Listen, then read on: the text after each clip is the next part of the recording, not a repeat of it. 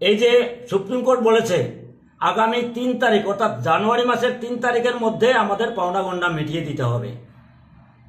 Supreme court যেদিন রায় দিয়েছেন সেই দিনেই তারা এই নোটিশ করার কথা ছিল যে আমাদের পাওনা গন্ডা মিটিয়ে দেবেন, এই প্রতিশ্রুতি এই নোটিশ করার কথা ছিল।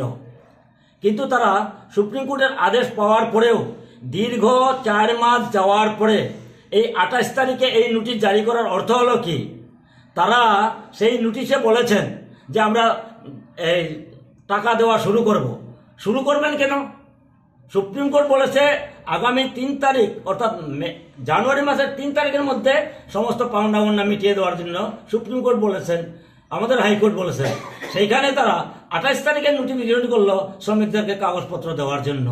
তাহলে এটা থেকে বোঝা যায় যে 28 তারিখের মধ্যে বা 28 তারিখে যদি তারা নোটিশ করে 3 তারিখের মধ্যে আমরা যদি কাগজপত্র না দেই তাহলে এরা সুযোগ পেয়ে যাবে। তারা বলবে না শ্রমিকরা তো কাগজপত্র দেয়নি, এই জন্য আমরা ওদের টাকা পরিশোধ করতে পারলাম না। এই কৌশল মাথায় রেখে 4 মাস পরে 28 তারিখে এই নোটিশ করার অর্থ এটাই।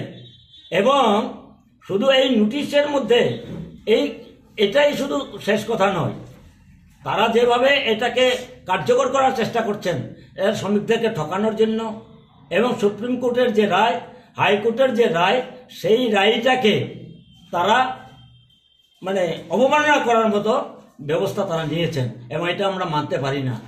আমরা সুপ্রিম কোর্টের রায় এবং হাইকোর্টের রায় আমরা অবমাননা যে বিষয়ে এনেছেন এটা আমরা মানতে পারি না।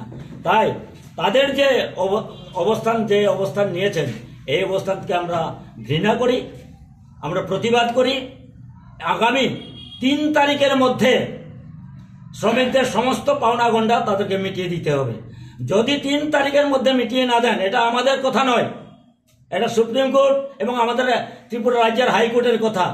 তারাই নির্দেশ দিয়েছেন, সেই নির্দেশকে অমান্য করে তারা আমরা চালু করব এই কথাটা যে বলেছেন এটা আমরা প্রতিবাদ জানাই। এটা হতে পারে না। আমাকে 3 তারিখের মধ্যে আমাদের সমস্ত পাওনা গন্ডা মিটিয়ে দিতে হবে। এই যে কৌশল জুটমিল কর্তৃপক্ষ এবং সরকার পক্ষের, এটাকে আমরা মেনে নিতে পারি না।